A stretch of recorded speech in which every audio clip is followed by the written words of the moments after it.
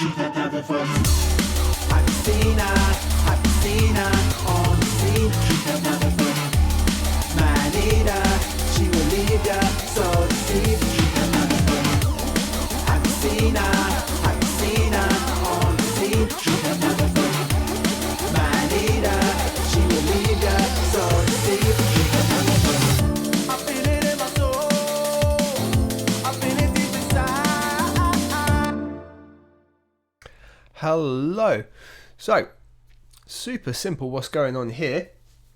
Got asked the question about how I do my radio edit. Someone had seen one of my other projects where I've got the full project, I've got the full like club mix, got the radio edit all inside the single thing, and I just thought I'd break down who, what, where, why and when I do that, and why it's useful doing things that way and having those different edits all in a single project. So I'm going to share how I do it in Logic and a couple of the features that are useful. So this whole project here, this is kind of like the initial idea and everything, and the whole track, it works. But for something like a club mix, we need something rhythmic at the start here to latch onto. So, you know, for listening purposes, it's great. I've got the piano and all the moodiness. If you're trying to mix it in a club though, there's no rhythm to latch onto, and it could quite easily be sort of off and difficult to sync up. So they'd have to sync it up another way. What you could do here is have an alternate edit with a drum break or something at the start, or just some extra percussion in there to latch onto. Whereas this would be like the album release edit, if you will. And for, say, a radio edit, I'd probably actually start the track here instead on bar 16. She's got me hypnotized. I look into her eyes. You're not it. And I think in the middle section here, in the breakdown, I'd actually be taking this part just here out and really shortening that up. However, to do that all in separate projects, we're going to be going back and forth and figuring all these things out. And then if we adjust anything in the mix, it has to kind of stay exactly as it is. We end up with these three different mixes. So what I actually do is I will arrange the track first, and then create 3 copies of it in the same project. So let me show you what we can do in Logic. I've got this menu just here, which you can get everything up with G, G. And in here you've got this arrangement tool, which is super useful. I don't necessarily bother to name it, but it drops out in like blocks of 4 bars, and we can literally just like fill up everything we need. I'm going to do this in chunks of 8. This song's kind of written in chunks of 8. If we keep bringing them out like this, and there's one exception where it's 4 bars. Zoom in slightly here, because I think that was a bit off. No, that's bang on. Hang on, that's bang on. That's fine. That's that one that for some reason was slightly longer. Cool. And we're just going to bring these all the way across. Now, we could name them out. I don't really bother doing that. I know what's what at a glance most of the time. You can see now that's starting to break the track down into the right sort of chunks, although something's not quite right.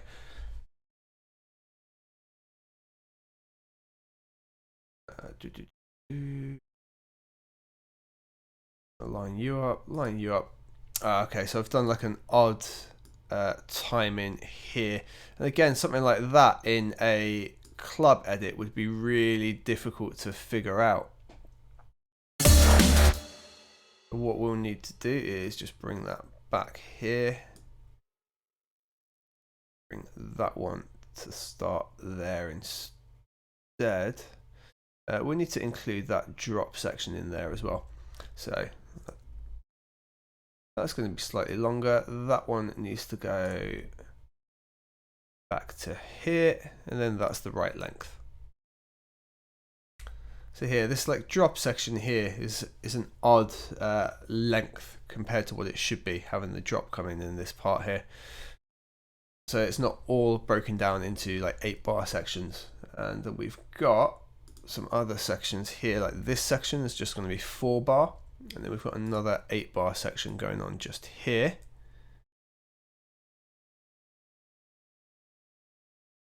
Yeah, and then we're a bit more conventional for the remainder of the track. I haven't got any surprises really getting thrown out. So we could just put 4s in. And this section's an 8. There. And if we just line that up, beautiful. We have one more 4 at the end. Okay, so now we've broken all of that up. The reason this is useful is we can cut whole sections away, or we can reshuffle them around. Moreover, now when we copy the entire track, and I am going to copy the entire track onto a new space, and in Logic over here, you see this slightly darker section on the right, there's an arrow here. We can grab and drag our project out to make it a lot larger. If you're ever doing zoom and you've got a huge like space to the right hand side, that's why you've dragged that out or brought a big piece of audio in. So now we're going to select the whole track. This is our original edit, and then right next to it we're going to have, starting off, what's going to become our radio edit. We're going to drop that in there. Make sure we keep everything on the right track still, and we're good. And we're going to copy all of our automation, and it's just a complete copy of our initial track. I'm going to give it a bit more space there.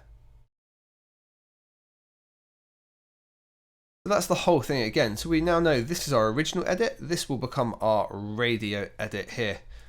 So right off the bat, I've made those decisions that we're going to start it a lot quicker. With a radio edit, you want it to be into the song really quickly. So all of this fancy noise design and etc. at the start, we'll get rid of that. And I won't delete it. I just tend to mute things away. These are already muted. So we know we're going to start here, be bar 177. That's going to be the start of the radio edit. She's got me hypnotized. I look into her eyes. You're not even my type. And we've got a nice intro and build up and everything, and it drops straight into the track nice and quickly.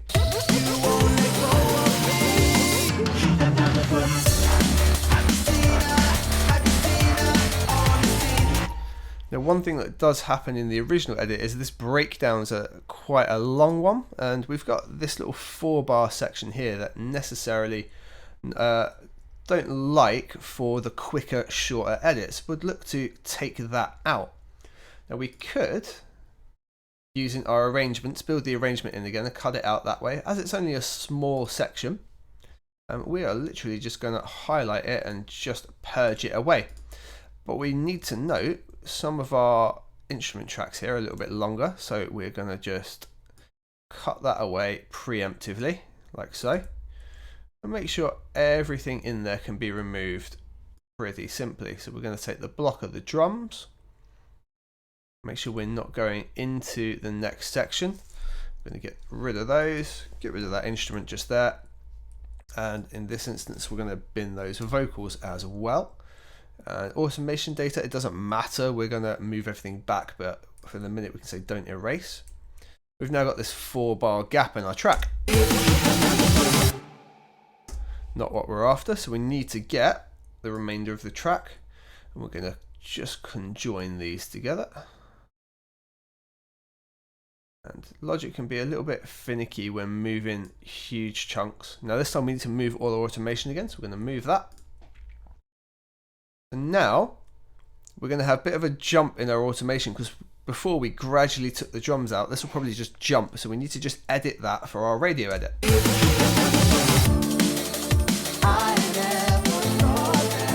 That's actually not too bad. If we go and have a look at our drum bus, we're actually missing our drum editing, and that'll be why that's happening there. And it hasn't copied over. So what we could do is redo our drum editing for that particular section, which is useful. So just here, we want this to start fading out. We've already got our automation lanes made in because we brought them over from the previous track. Everything's already in there. So we can just put a couple of points in here, and we know we're going to have it fade out. And we actually bring it all the way down to 0. Press T and W, we can put a nice little curve in there, and let's just loop over this section just here, and this is where we're going to get the fade going in and out from. I never thought that I would be So I want that to happen a little bit quicker. What we're going to do is actually put in a point here that curves down quite quickly and then dips off like that instead. A bit more of a slope. I never thought that I would be caught in your trap. And I still want it to be holding a little bit here, so I'm just going to bring this along like this. I just want to still be able to hear the real bassy of the kick and the snare line just sat below that vocal. I never thought that I would be caught in your trap, baby. And then it just rolls right off again. Now our breakdown's a little bit shorter this time. We know our drums are going to come back pretty quickly. So if we just mark a point off like this, now we know where we can bring our drums back with the same automation. You could bring your drum automation lane right up to the top if you wanted to. I just tend to do it like this. And what we want to do here, we've got a point right down to 10 Hertz because of the way we're fading off. We know that sort of 86 here gave us that nice low end feel. So we're just going to go a little bit below that and look to bring it right up to 0 again. We'll give it a little bit of a curve and see if that works. Got me up all night, I'm waiting for you just to taste your love, and when you come through, you're the only one that I'm into. So a bit more of a curve. All night, I'm waiting for you just to taste your love, and when you come through, you're the only one that I'm into. I just cannot keep my mind off you. Got me up all night, I'm waiting for you. And there we go. So we've rebuilt our breakdown there after cutting a big chunk out, making the song a lot shorter. The other one we'll need to look at is our intro drums just here. Because we've just made that loop there, we can see our in and out points. If we look at the original, it really steps up quite gradually, but again, we're starting around that 92 point there. So what we can do is just make 2 little points here. This is to keep the previous one up nice and high. And we're going to bring this right down here. And we know we're going to be back up at 0 a little bit earlier because we have a drum roll in this section here. So we want to make sure we're back at full range before that happens. So just here. And this point here, we're going to bring this up around the 90 region. And we stepped it in very gradually before. And I think we can probably just give a slight curve there. And that should be about right. Lost in it. I try and walk to get away from you. Pull me back, attached emotionally. Girl, you got my soul tied to you, so strong I cannot break it. You got a hold of me. You won't let go of me. So it's actually just here we wanted to finally achieve like the full volume, and we're going to bring that up a touch more there. And very gentle curve like that. Lost in it. I try and walk to get away from you. Pull me back, attached emotionally. Girl, you got my soul tied to you, so strong I cannot break it. You got a hold of me. You won't let go of me. I'm going to make that a little bit tighter, but that for the most part works for us right there. So strong I cannot break it. You got a hold of me. You won't let go of me.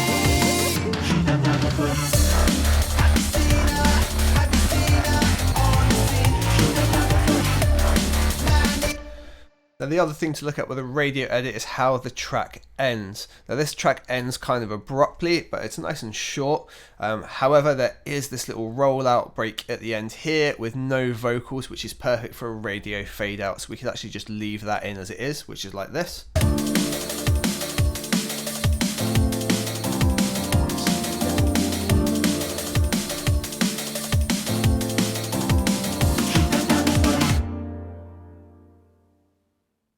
And that's perfect for a radio fade out. And that way we've cut 8 bars out of the track. Now the original track itself was actually quite short. Yeah, it's sort of radio length anyway, 3.5 minutes. We would have cut like another 20 plus seconds out of that, giving a nice little condensed 3-minute or so radio track. And obviously the reason I do that all inside the project is the mix is now exactly the same. All the automation can really quickly be done. And if I make any changes or edits, I've still got the original reference right here. And I can quite easily just copy this over again to create the club edit, which I'll probably do as like a release to be sold. So when it can be mixed out, you've got some like percussion at the start. Maybe I've just put the percussion in the original, but I quite like the piano feel.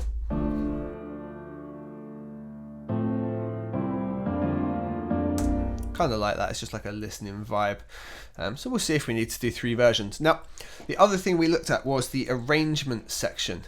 Now, I'm going to just show you why that's really useful. If you want to create edits and maybe change the feel, like for example in the radio edit, perhaps I wanted to switch around the order of these verses, so we go big heavy chorus and then the littler chorus. So that's quite often something you'll do in a radio edit. You want to get straight in there with the big memorable bit of the chorus, which in this tune is right here.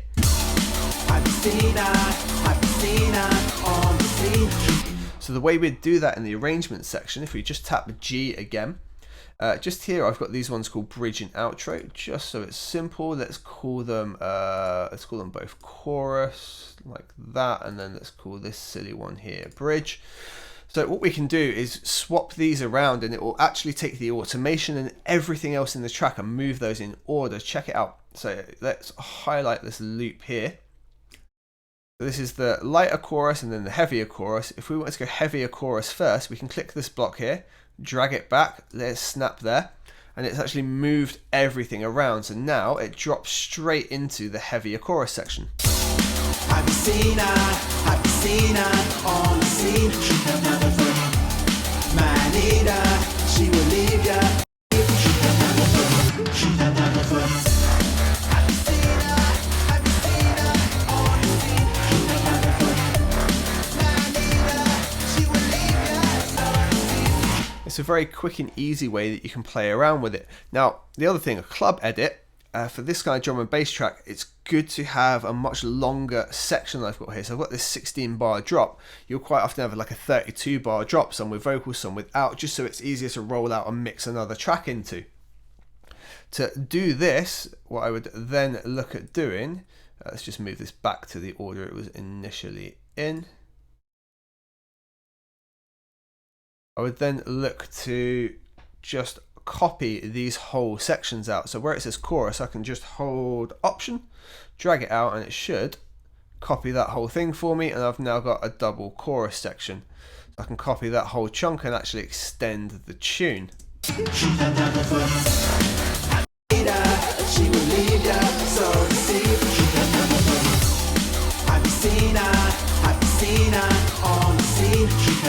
Because of the way I wrote the tune in these blocks of sort of 8 bars, as long as I get it just right in those 8 bars and the transitions move over, I can just mix and match those different sections up to make new versions.